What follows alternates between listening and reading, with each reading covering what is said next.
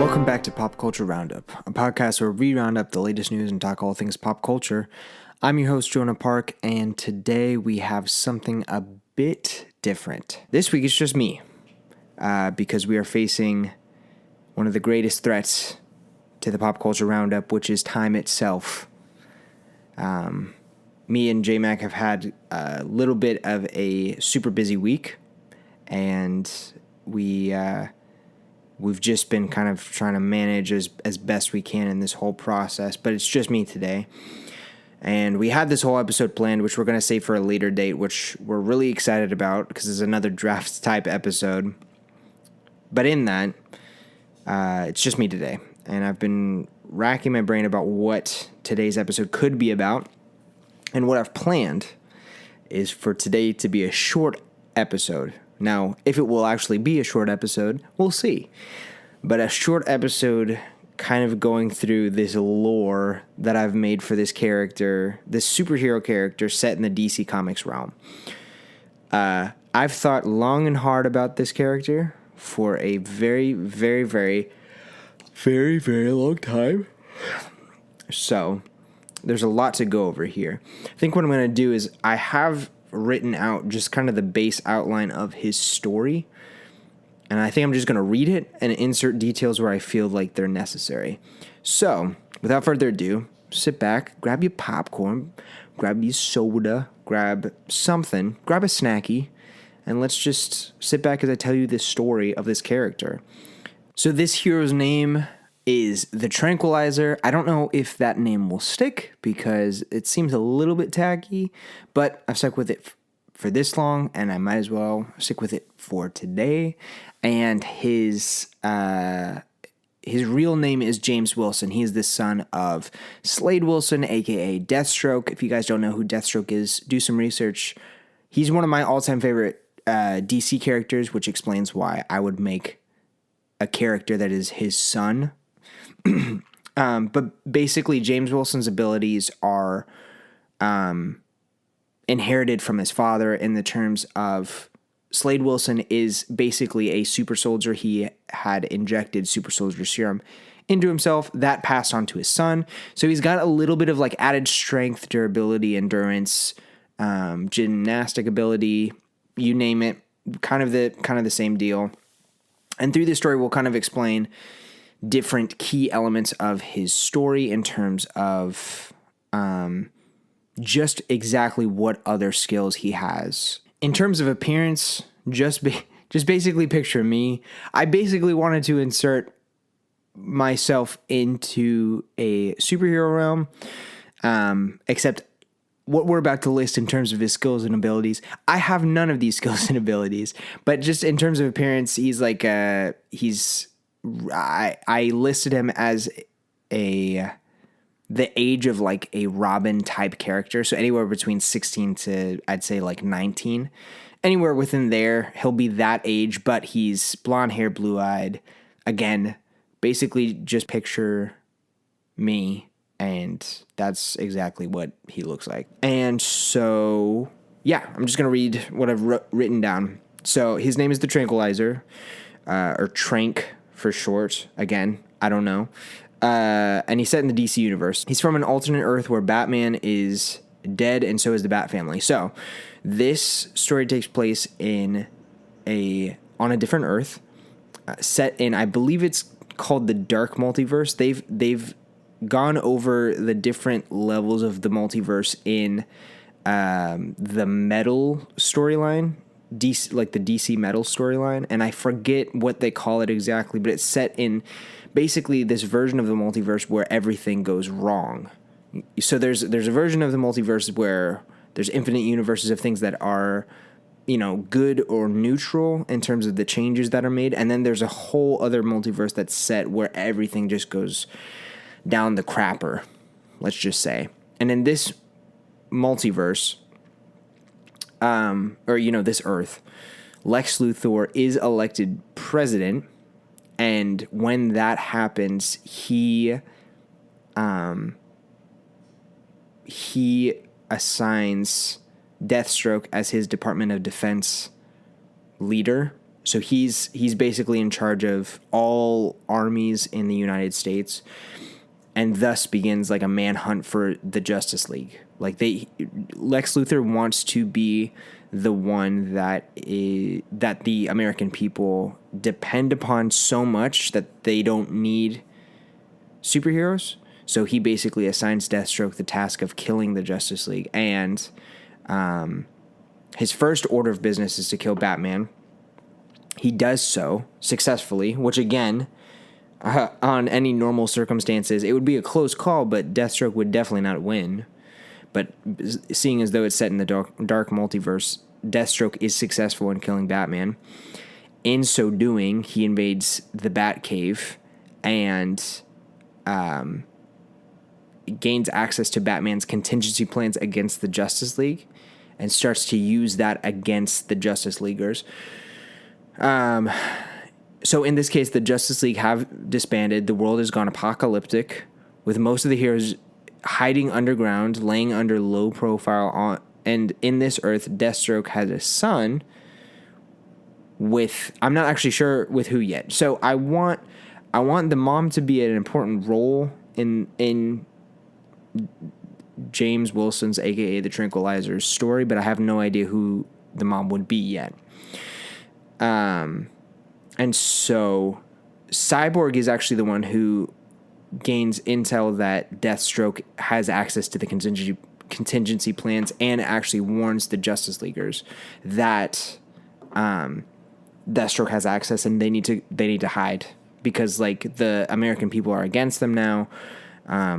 There's a lot at stake because Lex Luthor has a secret goal, which isn't just being president of the U.S., but literally being the ruler of Earth, like to take over and be a global dominating threat.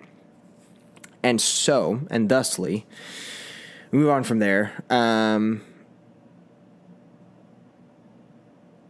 So something happens in the relationship between Slade Wilson and James Wilson's mom. And I don't know what happens, but basically the Tranquilizer is trained from birth to be the greatest assassin to ever live. Like he is supposed to be the heir to Deathstroke's legacy, which of course is not ruler over the world, but it is the military might, as you would say. He would right now I have it listed as Tranquilizer does occasionally visit his mom, but I don't know how that would go. So anyways, we move on from there. He's been training since day one with Deathstroke and being taught to be a living weapon and being taught brutally. And from this, he starts to become bitter and cold-hearted like his father. But every time he visits his mother, she teaches him compassion and love and mercy, and he grows to love her more than anyone in the world. And this goes on for the first 16 years of his life. I have it written down that he's 16 years old at this point.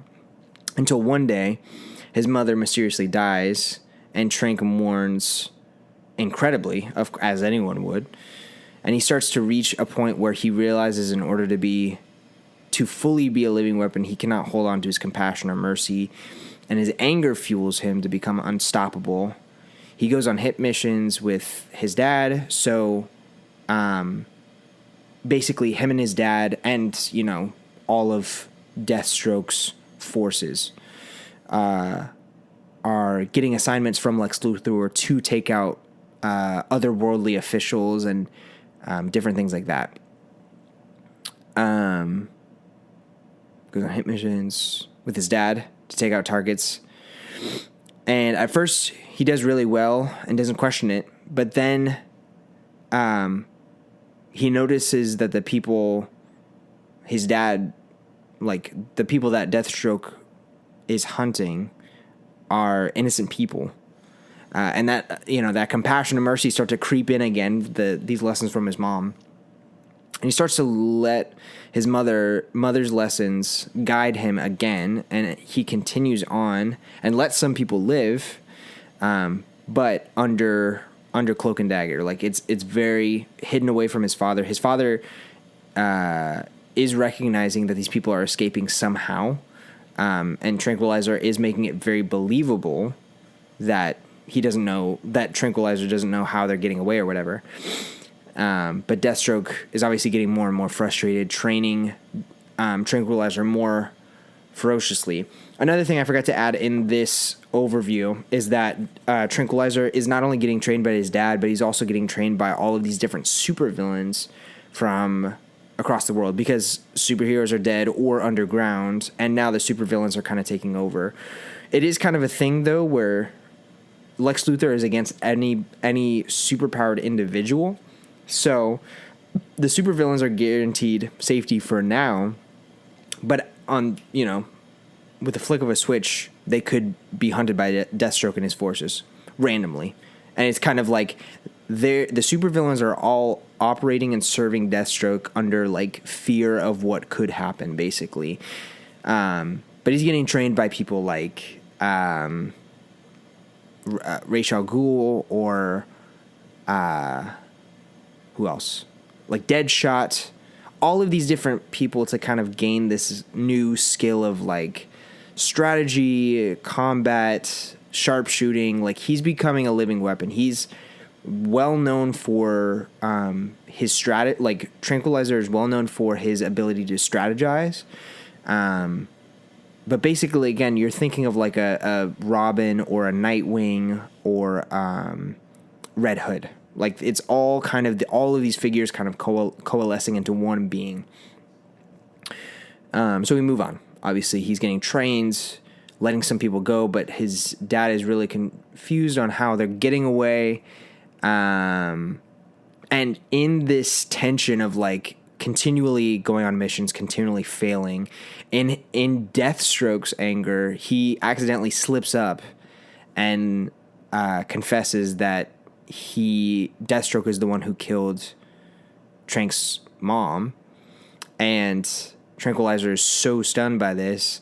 But the reasoning behind this is because Deathstroke saw how every time they would spend time together, Tranquilizer and his mom, he would always come back and be less focused, like be less committed to the mission. So Deathstroke went and just straight up killed his mom. Again, these details about his mom, who she is, what role she plays to the story, I have no idea yet. It's just kind of like a baseline whatever. And so Tranquilizer is like frustrated, obviously, because not only has he been assigned to kill all these innocent people, but now to realize that his dad was the one who really set out to kill his mom, which was that lighthouse, that guiding anchor to kind of keep him anchored into humanity, basically, into being a human. So it seems, and we as the reader think that Tranquilizer is now like fully committed to the mission, that like even though he was at first upset, he like came to terms with it and then just fully committed to his dad's vision. What Deathstroke doesn't see and what the readers don't see at first is that Tranquilizer realizes, like, no, this is over. Like, Deathstroke's done. My father's done. Like, it's over with. We need to find a way to like stop this regime, because in passing, and Deathstroke did not make this known to his son, but in passing, James Wilson starts to realize that Lex Luthor's plan again.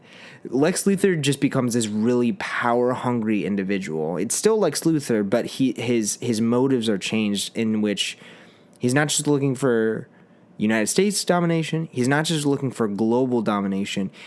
Lex Luthor is looking to become the most powerful force in the multiverse.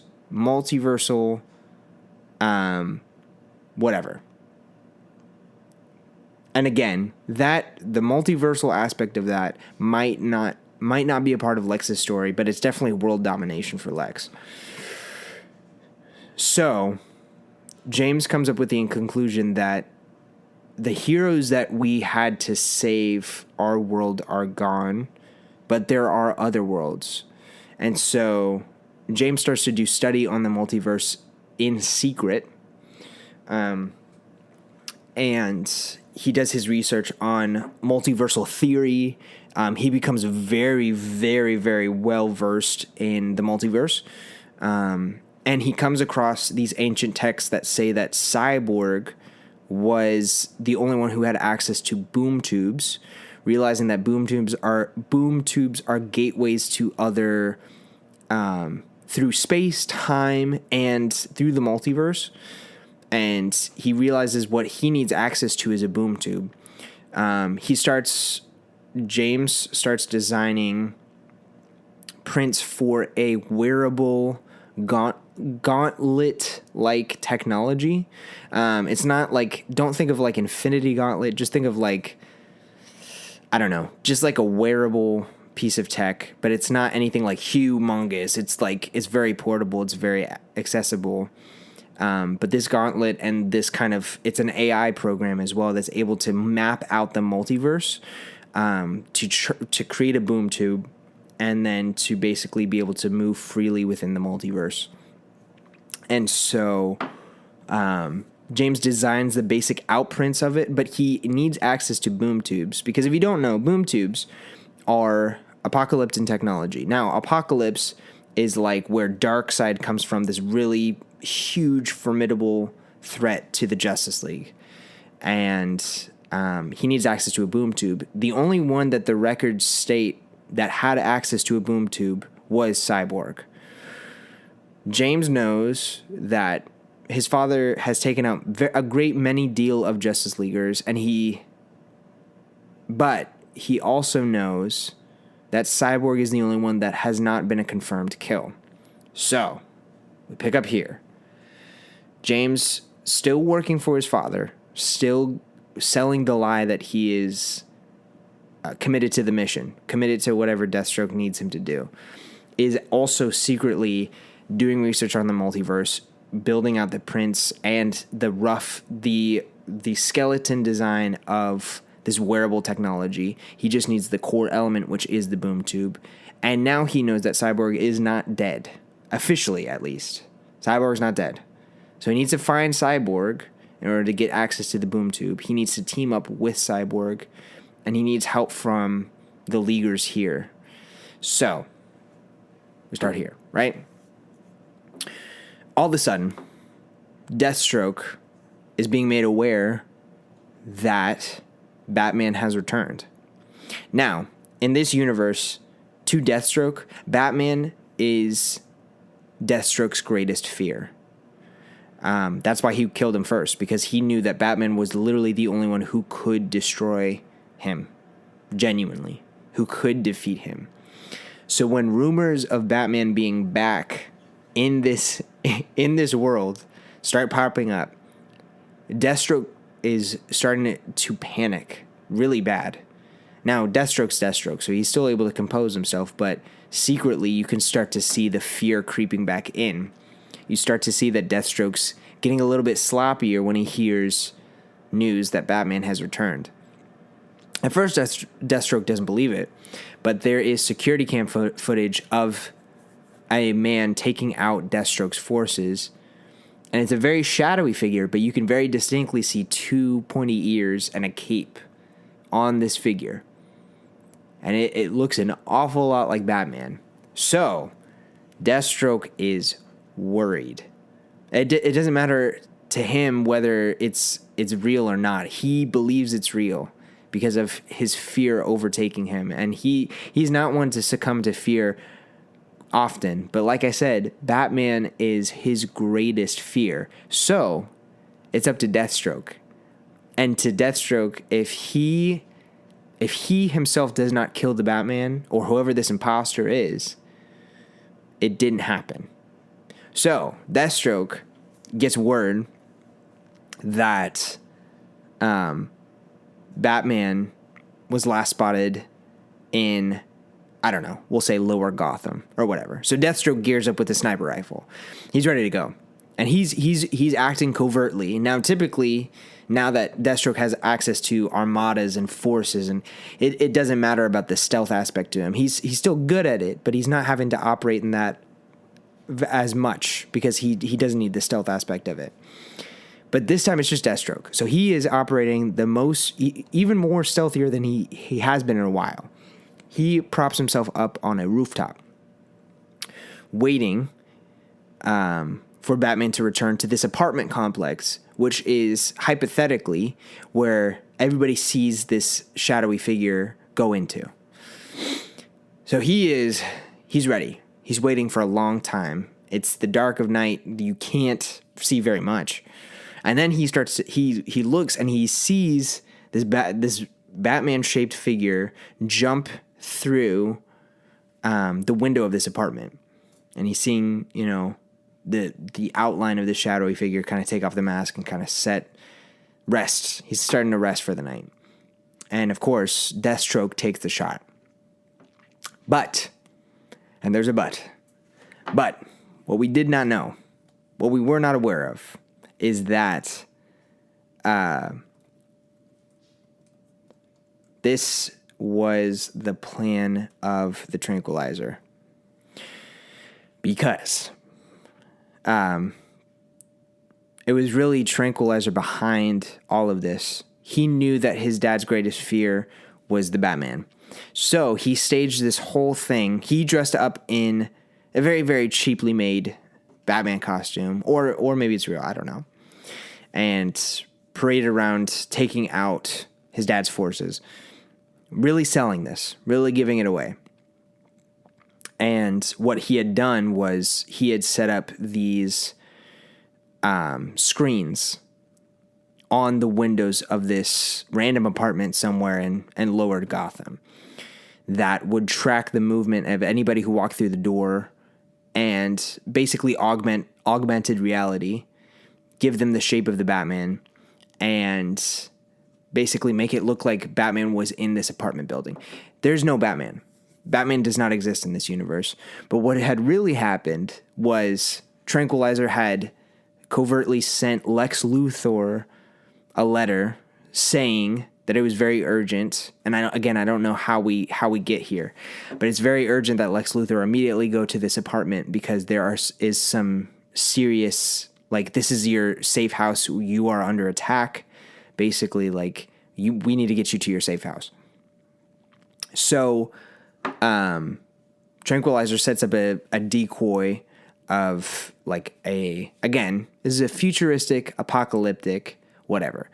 It is basically a stunt robot that he dresses up in this Batman costume to hop from building to building, jump through the window of this apartment complex, and time it perfectly to where as Lex Luthor is walking through the door and as these screens are tracking his movement, augmenting reality, making it seem like Lex Luthor is dressed up as Batman, which we all know he's not, Deathstroke takes a shot and kills Lex Luthor. So now the president of the world is dead.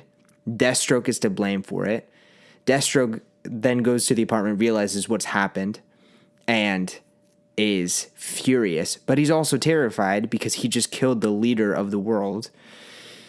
So he frames it back on his son because now he's figured it out. He's figured all of it out. He knows that Tranquilizer's behind all of it. He knows whatever. He's figured it out. So he puts this all on Tranquilizer. That Tranquilizer was the one who killed Lex Luthor or whatever, when really it was actually Deathstroke. But an argument could be made that yes, it was Tranquilizer who did kill Lex Luthor. All of this time, really what all of this was a decoy so that Tranquilizer could get away, go to the sewers where he had triangulated that cyborg and like boom tube activity had been taking place there. What I forgot to mention, now that all the heroes are underground, most of them have died. I would say a good like 80 to 85% of them had died. Like Superman dead, Wonder Woman dead, Batman dead. All of the major leaguers are basically dead. Cyborg is the only one who has not died because he is able to overcome security cameras and technology and basically make it seem like he's not there. He is still saving people, but very, very covertly. He goes under a new moniker, which is Glitch. It's very cheeky. It's very cheesy. I understand. But he's an old man. He is old man Cyborg because time has passed. Time has passed. He's a very, very old man. He's not what he used to be. Cyborg was could very easily move around. But because time has passed, his body is decaying to the point where the technology is also decaying with it. So he's not what he once used to be. He's still able to maneuver, do all these things or whatever. But he's still saving people. Tranquilizer is able to pinpoint these abnormalities and technological glitches and different things like that where security cameras are being altered. He's triangulating the positions. He finds that Cyborg must be in the sewer system at this exact spot. So he basically ditches his old costume, kind of suits up in this new kind of armor, but it's more of like a clothy trench coat kind of deal. And then obviously like goes into the sewer system. The reason why he ditches his suit is because he knows there's a tracker built into there. So whatever. He brings his gauntlet, and these are 2 gauntlets to be fair, because you can't really manage a boom tube with one hand. You gotta kind of like open a portal with both hands. Whatever. So he goes underground, finds Cyborg, essentially, this old, disheveled Cyborg. Cyborg basically knows he's coming, sets up a decoy, is about to kill him, but because he knows who he is, he's Deathstroke's son. He knows who this guy is, right? And so Tranquilizer, like, immediately, he knows it's a decoy. He still doesn't react to it. He just kind of like lets everything go. He explains the whole situation. He's like, I know my father's terrible. I'm not here to kill you. I'm here to actually get away from here and bring back Batman. His whole goal in traveling the multiverse is to find the Batman from the main DC universe and to bring him back to this universe to basically take care of business, or even just the whole Justice League. He doesn't even care. He just needs as many forces as he can get to take down this government and to kind of like restore things back to the way they were. And even just to like, for Batman to kind of train up the next generation of heroes in this universe, right? Cyborg is not buying it at first. Like he doesn't believe it, but Tranquilizer is like, I actually, like, I need you to come with me because you know this universe. You've experienced it. You are a hero here. And I'm tired of living this life. Like, I'm tired of the way that things are run around here. I don't want to do this anymore. And so Cyborg, through some means, finally believes him and finally, like, agrees to work with him. Cyborg does have the boom tube, but he is not able to use it anymore. Like, Cyborg, he's so disheveled that his boom tube is actively... I'm sorry, not boom tube. Mother box. I've been saying boom tube this whole time. Mother boxes create boom tubes. Boom tubes are the thing that are the actual portal itself that travel people through space, time, and dimensions and different things like that. But the mother box... Cyborg has a mother box, and it is actively, like, powering him, but he can't use it to create boom tubes anymore. But because Tranquilizer has created this technology, they work together to kind of meld the mother box to this new gauntlet formation, and together they're able to create this thing and kind of finalize it. It doesn't take long because Tranquilizer has already built out the basis of all of this. And so... they finally build it within probably, I'd say, like 30 minutes, you know, because it's just a quick process. They're both technologically minded. They both know their stuff. He's been working on this for a while. Cyborg makes some alterations. They kind of work together. They finally get it up. Tranquilizer is trying out this multiversal map, which displays outside of his suit. He has tiny little, like, projectors on his suit to kind of, like, project it outward so that we can see the map of the multiverse. He selects the main DC universe, which I believe is Earth 52, and they open the portal. And Tranquilizer and Cyborg make eye contact and they smile because they're like, yes, like we're going to do this. Like this is going to be, there's hope again. Hope is restored to this universe. We're excited. And behind Cyborg is the main door to Cyborg's little like underground layer thing. And from the shadows, you see Deathstroke emerge with a grenade launcher in very slow-mo formation. And you can quickly see the smile from Tranquilizer fade as he realizes what's about to happen. Now, Cyborg still doesn't see it, obviously. But in very, very slow-mo formation, Deathstroke shoots a grenade. Very quickly, Tranquilizer pulls out a pistol and shoots the grenade in midair. And this is, so, another tidbit. Deathstroke typically only has one eye. Up until this point, Deathstroke has two eyes. Now, how Deathstroke loses his eye is by Tranquilizer shooting the grenade launcher in midair, and that shrapnel from that grenade comes back and hits Deathstroke in the eye. A little unimportant detail, but kind of cool. The explosion causes such, obviously it's an explosion, so it pushes Tranquilizer through the boom tube, but it does not push Cyborg through, and the portal closes. So, Tranquilizer is falling,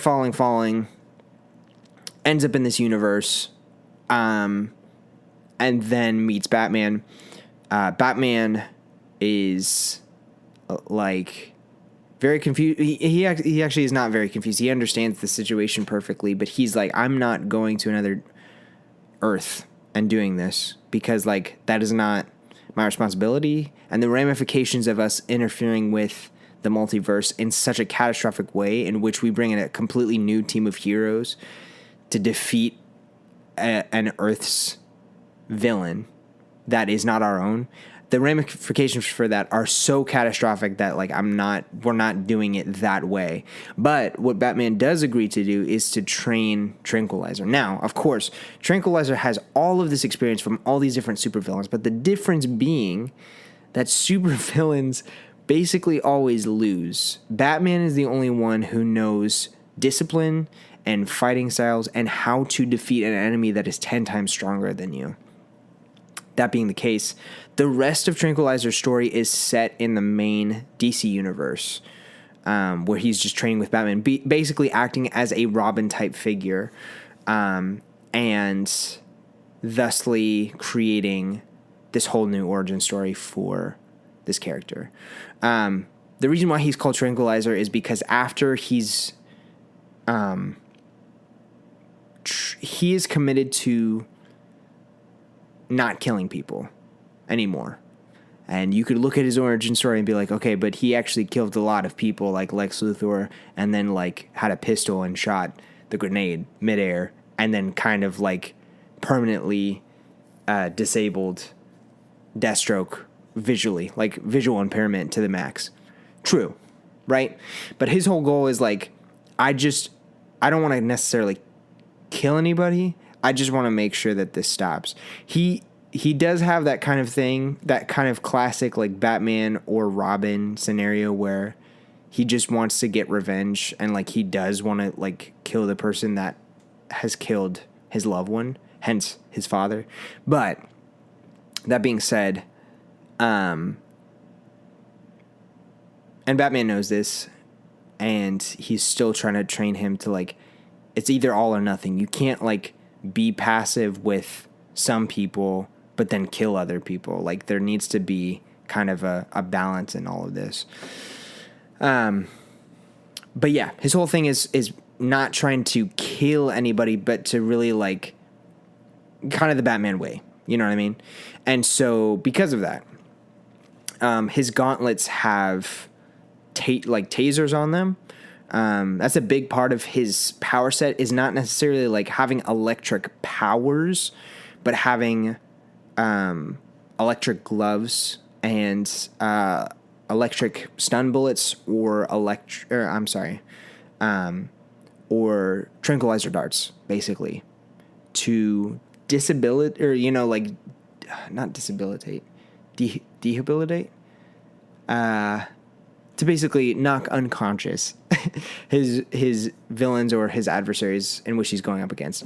The last section of what I've written states basically more descriptions for him. He's incredibly tech smart, one of the most skilled martial artists in the DC universe, one of the best strategists, an expert chemist, and shooting skills matched exactly to Deadshot. So he's a formidable force, and he's just a kid too. His main weapons are dual wielded pistols that shoot electric rounds made to stun his enemies, and a variation of handheld weapons designed to render his enemies unconscious. He's an excellent swordsman and prefers to use a weapon that is basically an unsharpened sword that carries electricity to shock his weapons, if that makes sense, like an electric sword, basically. He also uses grenades that carry knockout gas inside of them, as well as tampers with Scarecrow's fear toxin from time to time in non-lethal doses. So the whole electric gloves. Batman gave him electrocutioner's shock gloves to use, and his actual gauntlets have many functions, such as holograms, access to the Bat computer, and so much more. So that's just the basics of it. The basics of this character. I've thought up multiple different alternate storyline, or not alternate storylines, but just different things that he could do, that are kind of like spin-off stories and different things like that. Like maybe for a while in the main DC universe, Oliver Queen, aka Green Arrow, goes missing for a while, and he and Black Canary go to investigate like the missing case of Oliver Queen, and for a short time, for like a limited issue run, I'd say probably like 4 to 5 comics or comic book issues, he takes on the mantle of Green Arrow, or like, the younger version of Green Arrow. But yeah, his main thing is just being a Robin type character. But I do want to expand his like character story arc to where he's using his boom tube technology from the mother box and the wearable gauntlet type things to really explore the multiverse and like do a bunch of different things in there. And I think it would also be cool to have him be a part, like recruit teenage superheroes to kind of defend the galaxy, and to have like a spaceship and kind of do like a Mass Effect kind of story, or like a Star Trek kind of story with superheroes. I think that'd be really cool. But yeah, I've spent a lot of time thinking about this character. There's been a lot more to go off of, and a lot of different like spin-off stories that I'd love to go into, but I think this episode is running a bit longer than I thought it would. But yeah, thank you guys so much for sitting through this and listening to this completely made up story that is not at all set up in the DC universe, but it's fun to think about. And yeah, thank you so much for joining us on this week's episode of the Pop Culture Roundup. If you don't follow us on Instagram, follow us at Pop Culture Roundup. And yeah, we will catch you guys next week. See you guys.